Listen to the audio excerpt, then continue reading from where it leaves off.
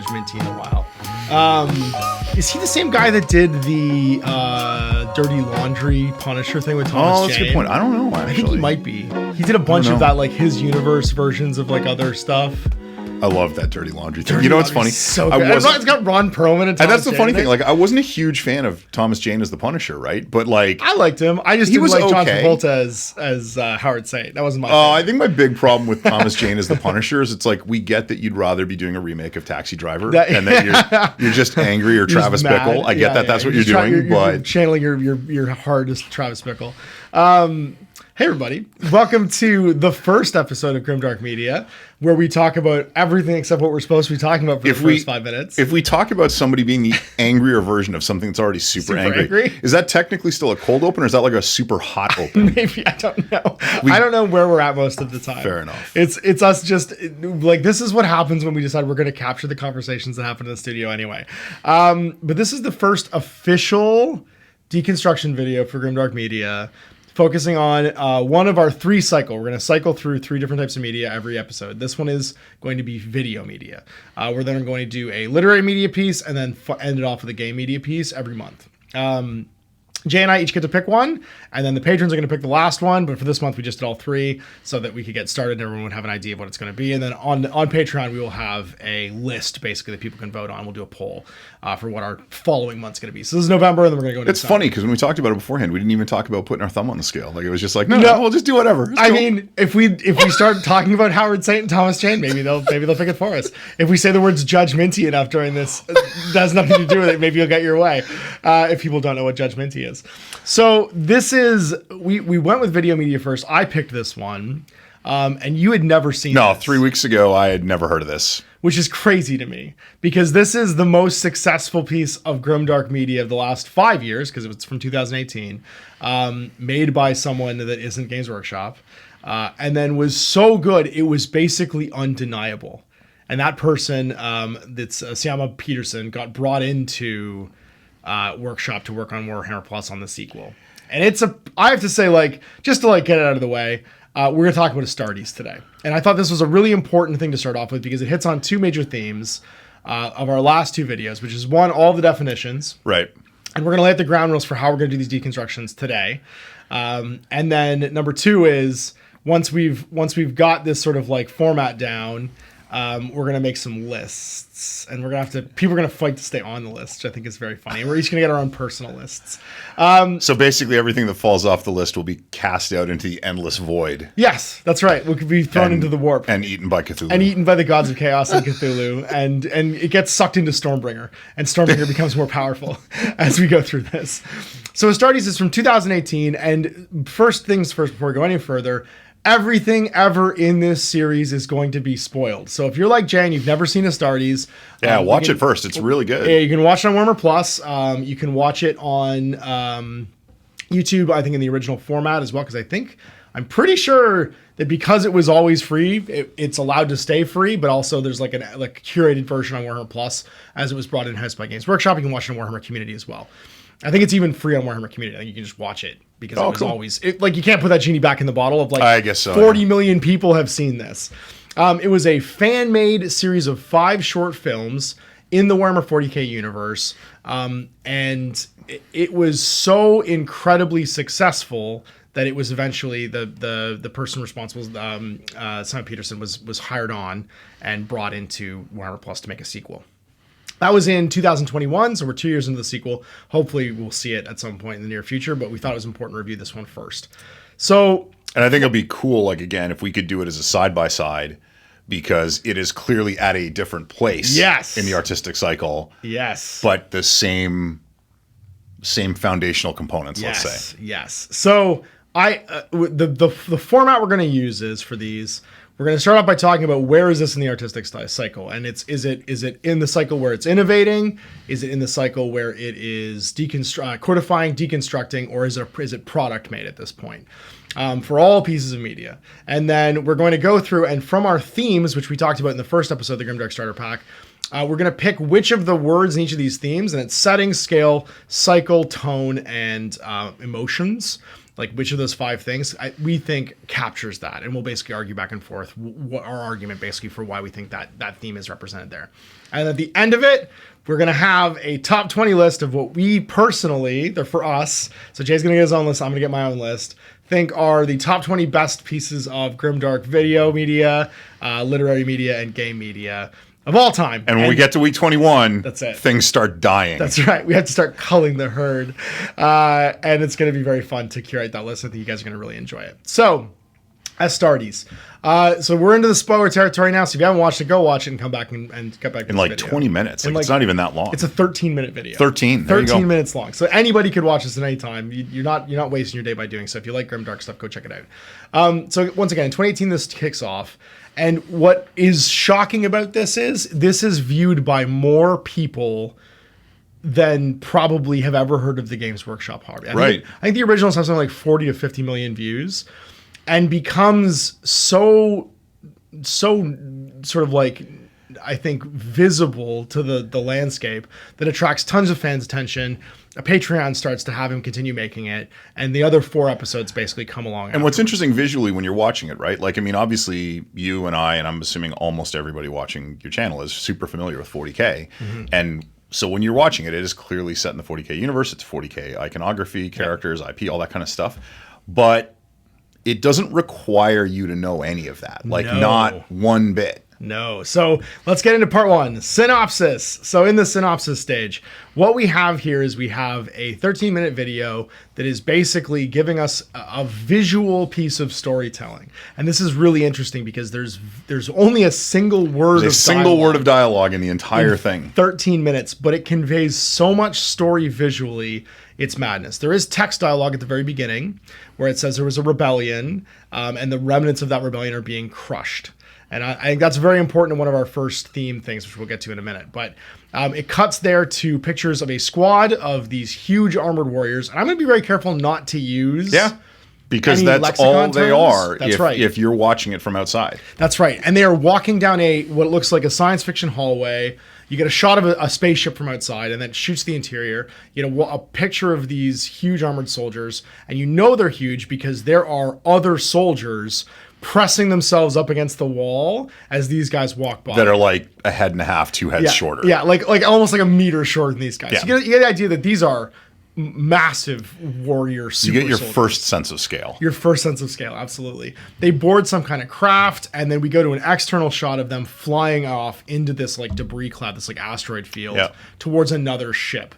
There's a wonderful sort of like, I guess like inertia moment. And obviously the camera work and the animation is, for something fan made, like above top tier. Oh yeah, it's crazy how good it looks. And it's mad how much attention this got from animators, like professional industry animators, for being like, one person did this? This is insane. Well, yeah, I mean, if that's your demo reel, good job. And it has a GoPro style shot where you're following in obviously the craft, the assumptions the craft of these soldiers are on. And as you think, they're just going to board the spaceship, the front of the ship lights up and it plows into the ship that it's going towards in this like catastrophic like explosion of violence. And everything is fairly calm. The music is actually very like, it's almost beady. It's metronomic. It's like, and almost all the characters on both sides. Like, I mean, obviously you start off with your armored soldiers wearing armored helmets. You don't really see any facial features. But even most of the characters, as you see facial features, there's no reaction. There's no, they're all Robert Patrick. That's right. Yeah, very Robert Patrick, very Terminator 2. But there's no sense of urgency. No. There's no speed until this like emotionally jarring crash into this enemy spaceship. We assume enemy spaceship because they've crashed their space truck into this space truck. If they weren't the enemies before, they will be now. And then it snap cuts to this very calm shot of the interior, but you see other soldiers sort of rushing into defensive positions around this sort of like massive smoke cloud caused, we assume, by the impact of this thing. And at the exact same leisurely pace, these giant soldiers walk out and begin just mercilessly killing everyone. It's less so mercilessly, and it's more, I think the better phrase would be just at will. efficiently. Like at will. Like there's no, it doesn't matter that these other guys are soldiers. They have guns. They have some kind of body. Like, no. It's dispassionate. Yeah. Like it's very clinical and dispassionate. And it gives you this. It is a farmer scything down wheat. Absolutely. And the emotional, like the lack of emotional sort of like drive and charge in the moment is very jarring. And I think that's something that made. I think what's super interesting about it, and I wish, I wish I could watch it as somebody who didn't know anything about 40K, because that's almost the moment where you're like, if I didn't know what was happening here, would I know who the heroes and the villains were? It's very reminiscent of Vader walking onto the Corellian cruiser. Yeah. You know what I mean? It's very reminiscent of that. Like, he is in absolutely no hurry. He is in complete control of what's happening. Those heads will come off when he gets there. That's right. Exactly. It'll be fine. He can force choke his way to all of these problems if he encounters something in front of him. And I'm not going to continue going beat by beat, but I wanted to set that sort of like pace and tone as the next, basically act and a half of this thing. So the next 2 episodes are in this same sort of like leisurely scale. Eventually, having cut their way through all of these soldiers, you are shown basically the sort of stewards of these soldiers being these 2 kind of enigmatically masked twins. Yeah. Who are larger than the other soldiers and have these golden faceplates with these strange sort of like protrusions going into their spines on them. But not larger than our protagonists. But not larger than our protagonists. Well, we don't think. They're big, but they're not Fair that enough. big. We don't really have a sense of how big these guys are yet. And the sort of act 2 of this is they arrive at this confrontation. They've killed basically everyone on the ship that's not these 2 guys. Yep. And these guys are standing in front of some type of portal. You get a sense that this is important, that these are a last line of defense, and that whatever these guys are here to do, these soldiers are here to do, is behind this door. And for the first time, these like absolutely unstoppable like killing machines that are our POV, our protagonists, it would seem, slow down for a second. They take positions, and instead of just walking towards whatever the conflict is, you realize that these guys are some kind of threat. And Act 2 is basically this confrontation between these 2 individuals and the squad of 5 of these huge super soldiers. And you for the first time realize this isn't a science fiction thing, because these guys are space wizards. Yeah. Right? They set up their ambush. They switch their guns from efficient killing of humans to fully automatic, and these 2 sort of like space wizards catch all of the bullets out of the air and detonate them. It is literally the first time you're 25% of the way into it, and it's the first time there's any kind of speed bump. Yeah. And these guys have to slow down. And they have to, and then shockingly, when that happens, the first time you see one of them in a hurry, because one of them actually runs. And it's jarring. Yep. It's jarring to see them go from like efficiently walking. There's 2 moments for me, we'll get to the second one in a bit, but there's 2 moments where you break the pattern you've had till that point, and it sticks out. It sticks way out. And it's such good storytelling visually, because it's all visual storytelling, because there's no dialogue. Yep. Of these like guys going from being these like slow, methodical, efficient killing machines to, oh, we have to actually be at our potential now. We have to actually try. Yeah. And the confrontation, there are moments of real tribulation. These space wizards basically like force grab the space marines, the Astartes. We don't know they're Astartes yet because no one's called them that, but these huge space soldiers, and are, these incredibly strong, unstoppably powerful things are held in place, and you can see them fighting their way through it. And for the first time during this conflict, we get our POV protagonist. I'm going to call him One Eye, because we never get a name for him. Yeah, that's fair. But he is obviously in charge. He has a slightly different weapon than everyone else. He has this energy pistol that we don't know what it's called, because we don't know anything about this universe, because we're from the outside. And one of his lens of his eyes gets cracked, and so now it's very interesting storytelling wise, because for the rest of this series, we have someone that we're following who's different. You can They're now not tell. faceless. You can now tell who effectively the main character is. That's right, and they've gone from being 5 kind of interchangeable people to there's someone who's clearly slightly different and slightly like more in charge or something. And they defeat these 2 guys in like the most brutal way. And there's it's funny because until today you didn't notice the first time, and I never noticed it until just recently, watching it a couple more times to show you. Yeah. You see that they're actually not fighting the men, they're fighting these masks, because they have to rip that spinal implant out of the backs of their heads. And there's something very interesting about that, storytelling wise, that you find out later. But that basically ends act 2 is this confrontation with these two guys, and they make it through the portal. And breaks the golden rule, because clearly the reason they were victorious was because they did bring knives to that gunfight. They did bring knives to that gunfight. That's right. Yeah, we get our first kind of tonal shift. It goes from being very science fiction to all of a sudden having this like, there's stuff we can't see. Yeah. There's stuff. There is non-visual power and agency. Like here. Narratively, the story is within its own confines. It's still making sense to you, even if you haven't seen it before. But it's the first moment where you realize it's not necessarily the kind of story that you thought you were watching. Exactly. Like I think I mentioned to you in the first 30 seconds, again, taking the context of knowing it's a 40K thing out of it, it feels very much like a Star Wars thing. Yep. Like they're walking through a spaceship. Like it feels very much like that. And this is the first time, like when they fight those guys, and I get that space wizards are in Star Wars as well. But, that's true, yeah. But when they fight those guys, it's the first time the sense of scale starts to increase. And there's a sense of like, there's a scale of what we don't know. Yes, right? And that's what I mean. It's not the scale of what you're seeing on screen. It's there's layers that have already been here, but that I didn't know they were here. I didn't see them. That's right. Take the science fiction storytelling out of it, because up until this point, this could be a hard sci-fi story for all we know. We're not. Guns, we don't know anything about the universe. Spaceships. We don't know anything about the rules of it. And all of a sudden, there's a complete wrench thrown into the rules of this universe where there are wizards. Yeah. There is something happening here that is clearly not bound in our science and our reality. Right. And so we ended in Act 3. And in Act 3, it's funny because we get a visual tonal shift. We actually shift POVs back from this squad of like soldiers to the ship they came from. And the corridor they're walking down is very different all of a sudden. It's not this very machined clinical science fiction corridor. It has weird scrolls and it looks like Hogwarts. Yeah. There's weird papers hanging from the ceiling.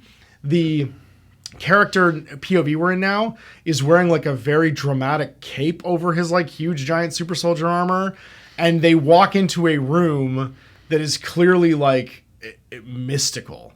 There's a guy sort of praying on the ground. He's covered in tubes, and there's this weird object chained up floating in the middle of the room that appears to be breathing.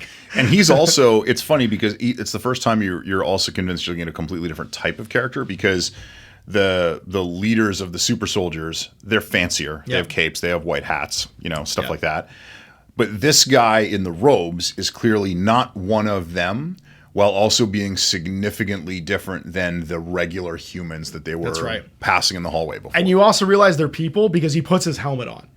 You're seeing him from the back, and you're seeing this bald, kind of like shaved head watching the monitor, and it cuts from the super soldiers entering this portal to the monitor fuzzy feed to the back of his head, and he puts the helmet on and then walks away and walks through this like weird corridor of like parchment, basically. And I love this. I love the tonal flip in this moment, basically, from hard science fiction to science fiction with some kind of weird twist. And then we see that there is not just this like weird orb, there's also like chains on it and this guy on the ground kind of communing with it. Cut back to our soldiers. They are walking into darkness. Into, like, we thought the ship before, like with all of its like sort of like industrial gantries and stuff was dark. This place is unfathomably dark. There doesn't seem to be any walls. It's just gloom forever and this single like POV light camera coming down from the top. I find it fascinating the way they light this too, because you feel like they are walking into eternity. It's walking from blackness to the darker blackness. That's right, yeah. And stuff is sort of slowly emerging. You know what it looks like? It looks like the bottom of the ocean. Yeah. When you see shots of like submarines in the bottom of the ocean, and they can barely even light up their surroundings because there is no ambient light and nothing to reflect off of. That's what it looks like. And objects are kind of coming into view as they move because you're in their POV. And the first thing we see is a foot. Is a giant gold foot of this like half assembled maybe statue. And in the area surrounding it are maybe thousands of these gold face masks and spines that the guys that they just fought, which I mentioned, clearly we just watched it a second time. And the first time I didn't even see that. Like, even though it's the predominant background in the shot, I didn't even notice it. Like, I was so fixated on the giant statue robot, whatever it was, that I wasn't even aware of the background. And it's such subtle visual storytelling, but it's completely linked to the thing that they just went through. And skip ahead, they walk through this giant immense thing, and they come upon a sphere identical to the one chained up aboard their ship. And then we get our first line of dialogue of the entire show. And last line. And last line, too, yeah. This sort of like out of the bottom of a well monster voice just says the one word, Astartes. And as it says this word, they are like sonically knocked back. And this leads to what was one of your favorite shots, because they're back to not being in a hurry, which is very interesting. They're just kind of methodically walking up to this thing. And you get this beautiful top-down shot of them converging, and you pointed this out. Yeah, when you see them converging on it, it's when you're looking at the top-down view, they have these things that they're going to put into the sphere. But the way they're moving and the straight edges with the devices they're inserting, it looks like a pentagram. And it's almost mathematical. Yeah. Like they take these positions that seem very like orchestrated, like they've done this before. It's completely symmetrical. They're not just standing in 5 relatively equidistant points, right? Like it's clearly intentional. Whatever they're being trained to do in this situation, it's all very intentional. They're having some dreams in the witch house at this point. Yeah, definitely. For sure. And so now we're cutting back and forth in between the ship that they're on and the command center, because something is clearly starting to go a little bit wrong with this guy who's communing with the object. He's twitching a little bit. He's not okay. And we see like a tonal shift all of a sudden too, even with the commander, who when this starts to happen, he indicates something is wrong. Yeah, and sends one of his men out of the room. As soon as anybody has any sudden movement, basically, he tells his helper man to like run away and get somebody. And we've been so set up to see everyone in this like kind of unconcerned pace, even after this like sort of frenetic combat with these two guys, these two sort of like space wizards, that we're not prepared for this kind of moment. Oh yeah. So when Buddy gets his eye popped, he just keeps going. He's not concerned about it at all. And so now we have the insertion of these like weird control objects, and at the same time some indication that that things aren't going the way they're supposed to. You shouldn't have poked the space bear with the space stick. Not at all. And that leads to, I think, my favorite moment of sudden brutality in this, where you're kind of told visually that these objects can affect the world around them. They're orbs, but they have some kind of franchise mentally in the world. We're kind of given the idea that like mask and spinal thing is controlling these two people and giving them their superpowers during that combat, because there's thousands of those things laying around this giant gold statue that may or may not be a body for this orb to like get back into the world. They're not quite the orb from Heavy Metal. They're not quite that, but they're a little bit that. But they're not the orb from Heavy Metal. The same way these guys are not Darth Vader. Correct. And so as this guy starts to twitch and this sort of panic comes through the commander, he turns around, he stands up really fast, and everything disconnects from him, and you see flashes of his visions. And those visions are alarming. There's shadowy figures, and then there's a vision of the soldiers themselves with their helmets off, completely immolated and screaming in flames, like dying in flames, basically. And this figure turns around, and the captain kind of takes 2 steps forward, like something might be wrong. His visor lights up. His visor lights up with a scream as like light comes pouring out of his eyes and mouth.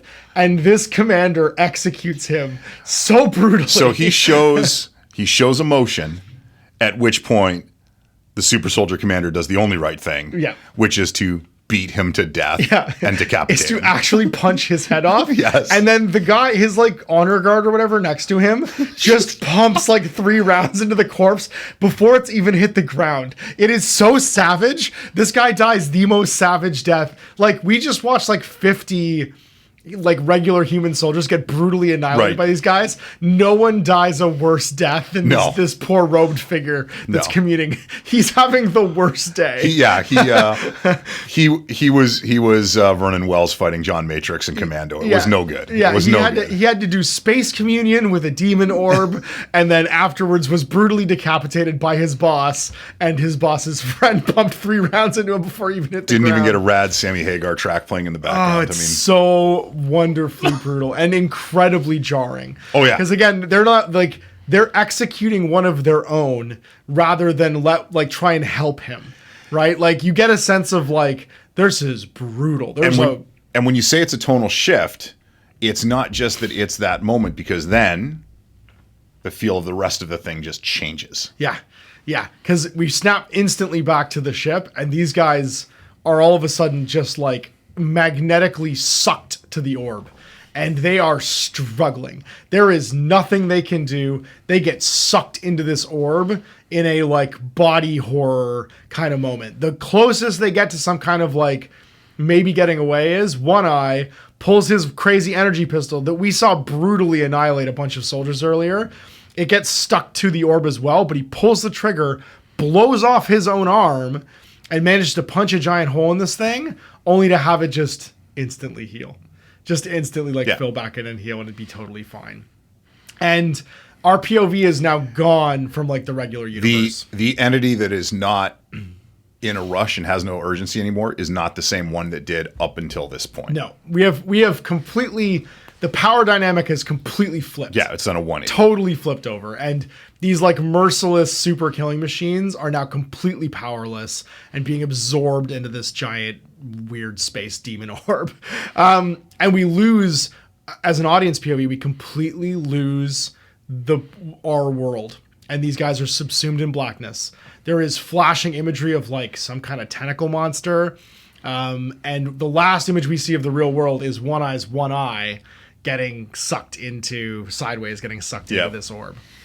And our final shot in this thing is after some sort of like frenetic psychedelic floating through the void that we pitch back and forth to, of them being like kind of dragged by either energy or like it seems like they're having trouble perceiving whatever's grabbed them and pulled them in. They snap back into some kind of reality, and we're given a beautiful perspective shot against. And I think that's a key point too, right? Because they're snapped back into some kind of reality, but the perspective, the lighting, and the color palette are 100% different than everything that preceded it. We went from dark claustrophobia to completely in the open in what you don't even realize is a massive open air environment. And I think this shot is the greatest shot of the entire series. It could be described as no other way other than cyclopean. It is cyclopean, yes. Because there is a sort of a panorama shot. So you get a 360 shot or like a 180 shot, a panorama from this character who is now powerless. One eye, one arm. They collapse onto the stump of their arm in like a brutal moment. They rip their helmet off and vomit some foulness basically all over the ground.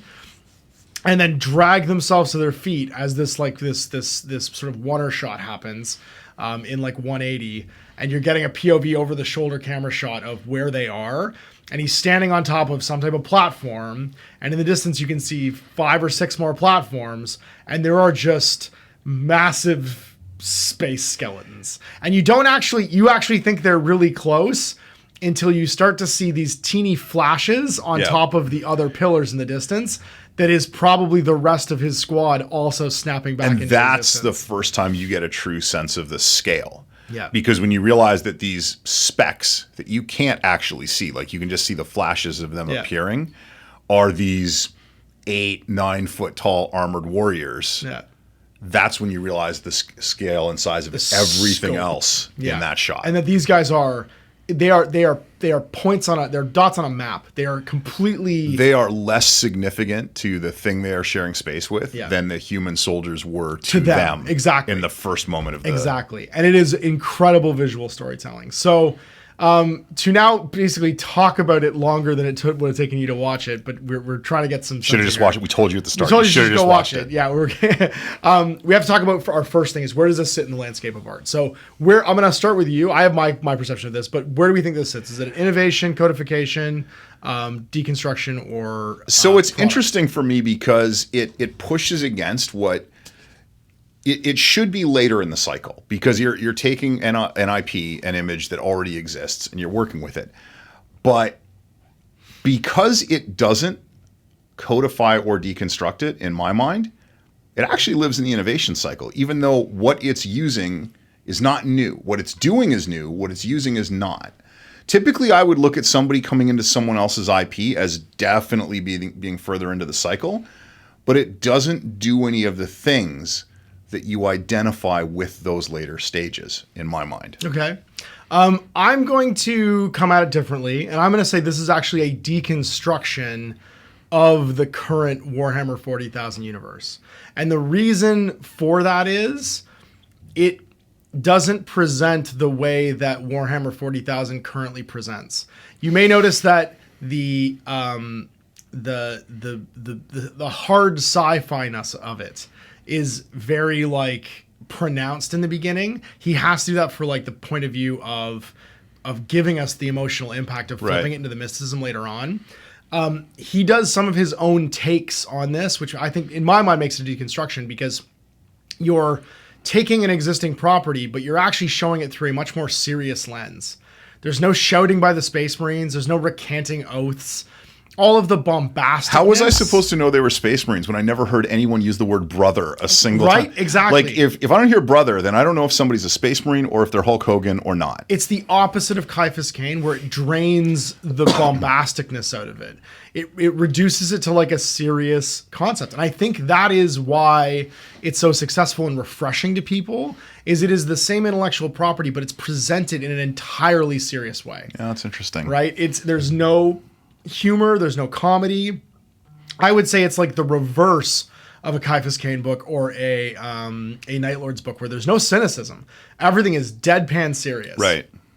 And I think that's what makes it so refreshing, is it's taking everything from the point of view of, well, what if it really was like this? I think How would you present that in almost like a photorealistic and I think I struggle with that, because on one hand it's very serious, but on the other hand it's not self-serious, which is also something I associate with, kind of negative, somewhat earlier stages of 40K IP, right? Like it does everything with a straight. It does everything straight, basically. Yeah. It does everything. Yeah. It does everything from the point of view of, let me present this material at face value. And sometimes that is a deconstruction. When you're taking things literally and presenting it at face value, you're showing its real face without any varnish of the motivations, because they completely remove the motivations of the people and they just do storytelling visually. Feel like the challenge for me is it's been so many decades, not years, decades since I saw 40K presented that way. Yeah. It doesn't feel like a throwback. It actually feels new. The two things that I would say deconstructed Warhammer 40,000 that way before were the Eisenhorn trilogy and the first Gaunt's Ghost book, where you're seeing guardsmen not as just peons. They have personality. You talked about this. They're no longer a homage to a real world military unit. Right. The 10th Gaunt's Ghost feel like they are real people. Yeah. Inside a ludicrous situation, right? Where you're given a sense of scale by actually reducing the size of the conflict. The thing with how we're normally presented Warhammer 40,000 is we're normally presented with it on a grand galactic space operating It's zoom scale. in versus zoom out.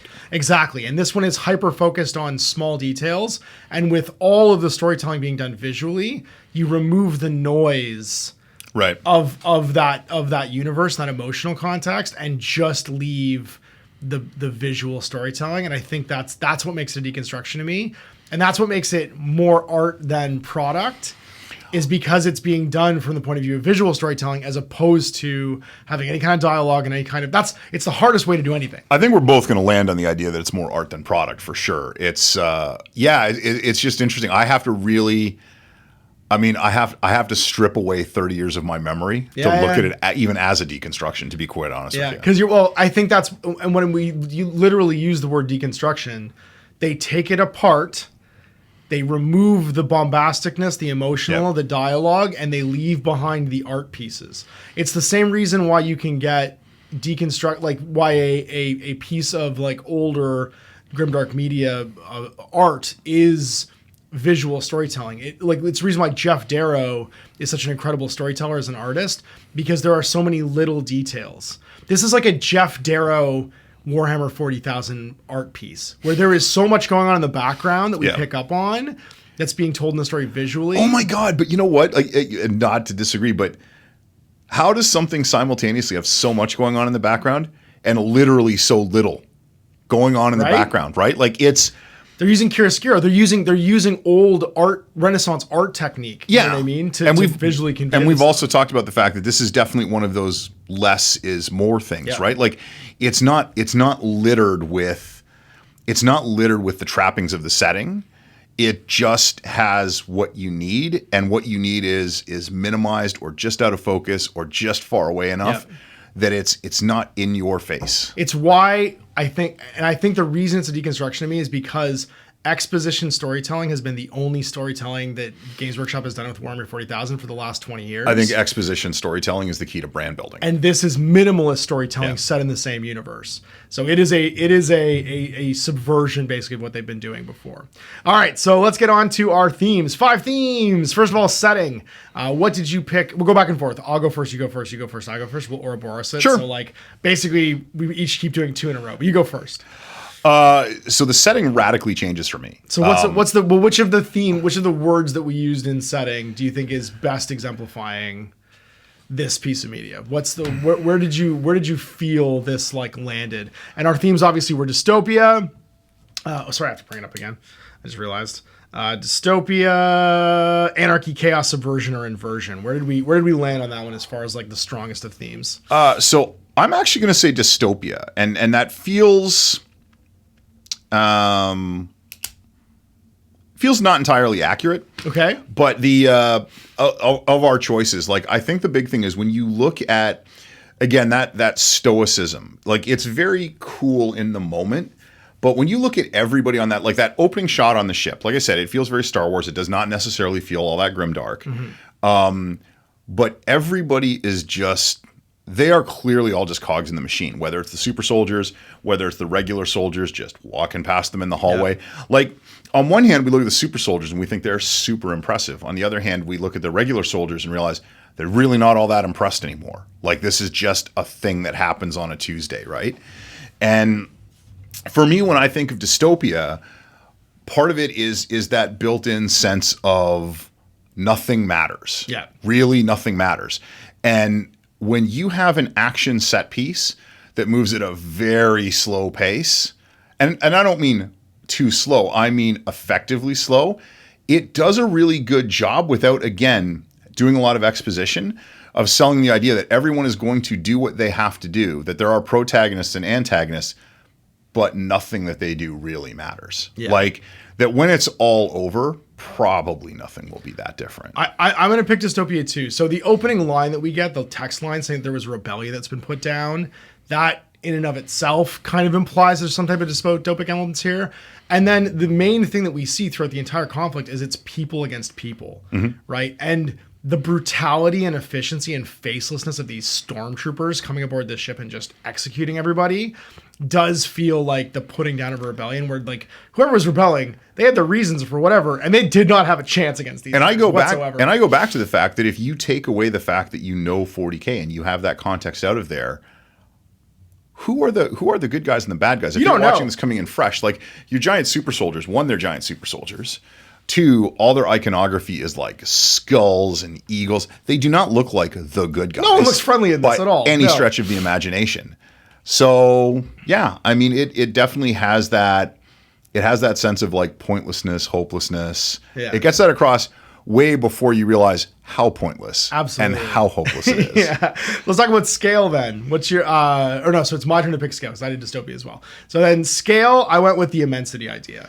And the entirety of this video is trying to show us things in relation to each other, from the opening shot of them walking down the hall, the Astartes walking down the hall with the smaller soldiers, to the final shot where these guys who were immense and unstoppable are flipped around to being just microscopic in comparison to the vista of these like huge skeletons and chairs.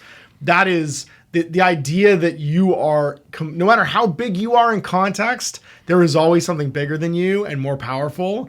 That sense of scale it's all throughout the visual storytelling of this thing, and he nails it. He completely nails it. It's such a well-delivered piece of visual storytelling. Yeah, so I'm actually going to go with incomprehensibility. And the reason for that is that, definitely, don't get me wrong, that sense of immensity is clearly there. And it's great that it builds throughout it, right? Because you start off with this false sense of immensity, Yeah. and then it gets grander and grander and grander. The incomprehensibility part of it to me is that, again, you have these stoic, just do the job, just get it done kind of guys. And they get to a certain point and it's like, I don't know how to get this done. Like, wait, what? What are we doing? Knife, go knife. Yeah. But then as you get further into it, like when they're I'm going to say Commander reacts to the guy in the robes having his wig out. Yeah. He doesn't know what's wrong. He just knows something is wrong, because in the moment where he deals with that guy and he deals the hell out, he subjugates that guy's day. He deals with that guy like guys have not been dealt with in a long ass time. God, he deals with that guy like he's 90s, Sean Bean in Black Death. I was gonna say like it's a 90s movie about inner city high schools. Yes, he just deals with that guy.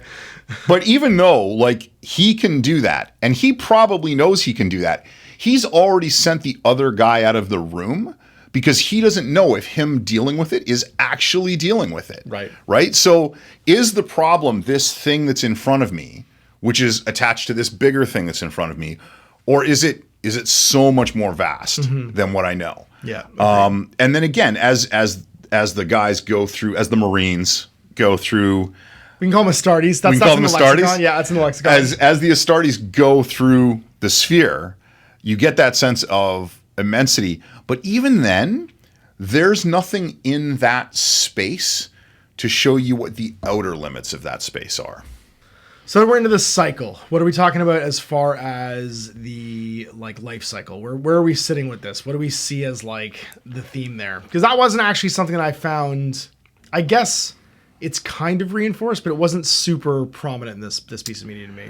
Yeah, it's not very in your face, but I'm actually going to go with decline. Okay. And there's two reasons, because I actually do feel your true POV character is One Eye, right? But there's a second POV that you don't necessarily get, which is the sphere. Yeah. And so the Astartes, they are powerless against this grand vision of the universe. And I mean, you could say it's entropy, you could say it's death, but it just feels like the dinosaurs watching the meteor coming, right? Like they're not dead, but they can see it. They can start to count down their time coming to an end. And then when I look at that final shot, like, so the sphere has won the day. Yeah. But that's really all it's won. Like when you go to that massive expanse, why are all those skeletons there? Why are the Marines there? Everything's dead in this space. Yeah. Why do they need their robot statue body back in the real world? Like, it feels like both the protagonists and the antagonists are fighting against an inevitable end. Yeah, like the universe is decaying. Yeah. Yeah, I went between entropy and death for this one, because to me, there's so much death in this video. Like, and it's so casual. Like that is the thing to me. The death is treated so casually. The way that like the soldiers defending the ship are just executed, the efficiency with which the Astartes are just like killing people. And then when you come into that final vista, everything's dead.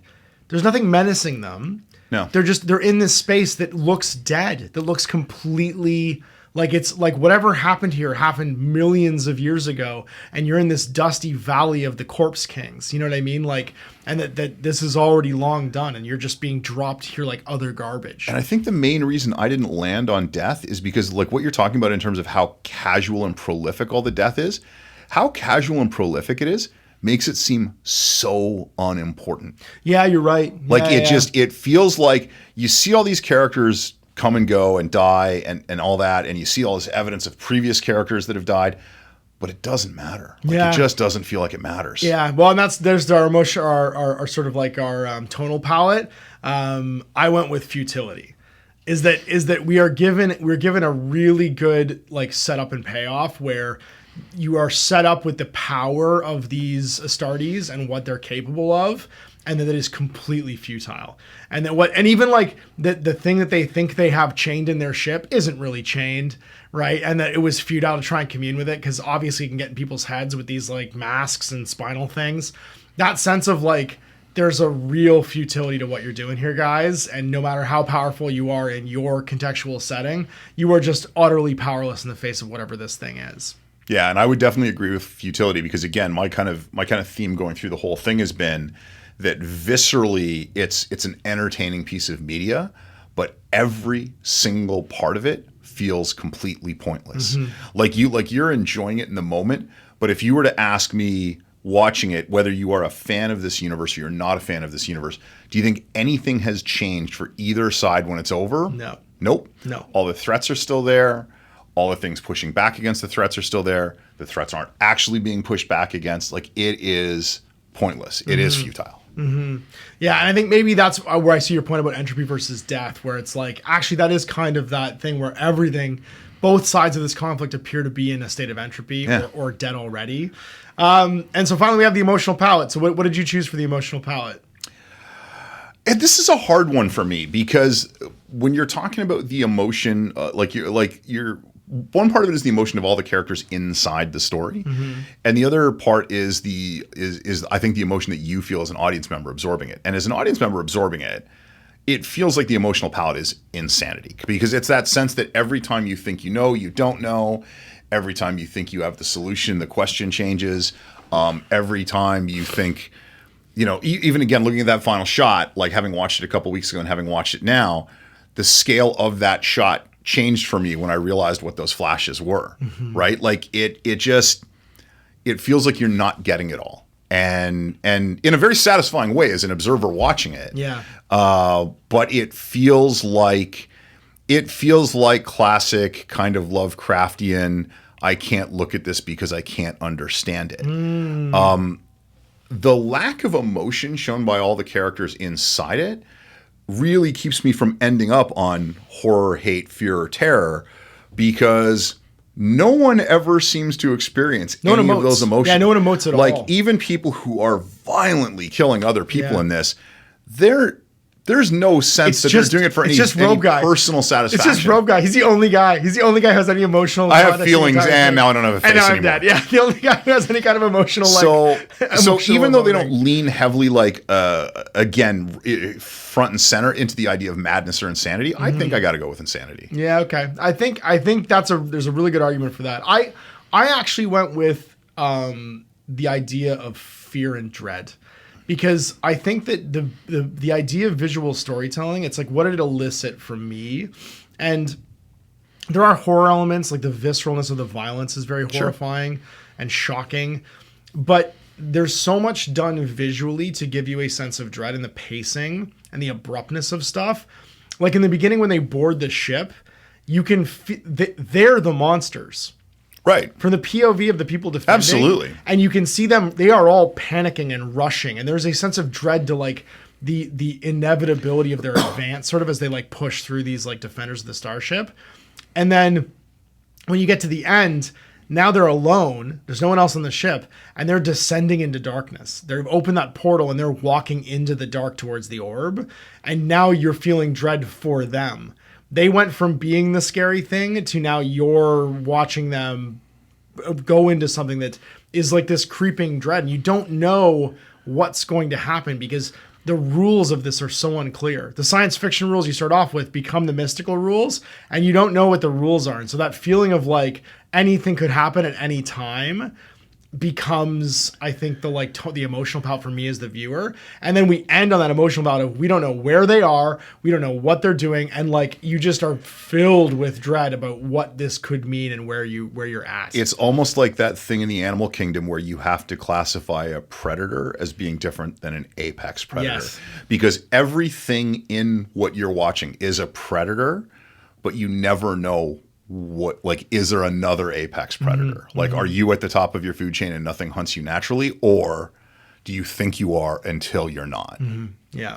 And so I think we have like an emotional reaction as a viewer. And I think it was really important for us to try and divorce ourselves from what we knew about the universe, because I think for an untainted viewer who's seen Astartes without context of like what this stuff is, they're going to have a more pure emotional reaction to it than we are. And I was really trying to like divest myself to what's the emotional intent by all this visual storytelling. From a critical point of view, I thought it was excellent, but that doesn't change the fact that I suspect that I would think it was even better if I didn't have the context of knowing 40K. Absolutely. And I think that's a big part of its success, is that if you didn't know what this was, because you don't require any prior knowledge, because the visual storytelling is so strong, and because it does a great job of, I think, pacing and not requiring anything from the audience apart from watching. Yep. This is an incredibly successful portrayal of like that, all these grimdark themes, and just of like visual storytelling in general. Like take out the grimdark part of it that we love.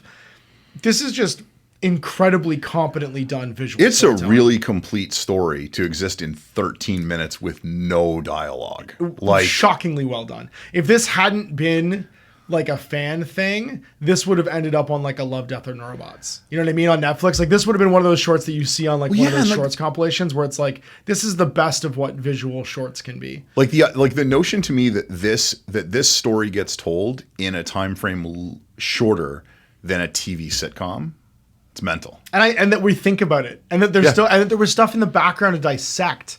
You know what I mean? That it is like a Blanche or a Jeff Darrow, or like it is one of these like visually complex things that has so much going on in the background. So now is the part in the future where we're going to have a more elaborate conversation as to where we're going to put this in our top 20 pantheon. But right now it's number 1, baby! I was going to say, this is both the best and worst piece that we've absorbed so far. Number 1, baby! And that means that we get to go back. So basically next month we get to like stack this against whatever our first piece. So something is either going to be more grimdark or less grimdark. Well, you get to pick video next month. You get to pick what we watch for the breakdowns, and you get to lead the discussion for that. So get excited. I'm gonna have to think about that. Yeah, you have to think about that one. And so I hope you guys enjoyed that. So we've done our first one. We've done Astartes.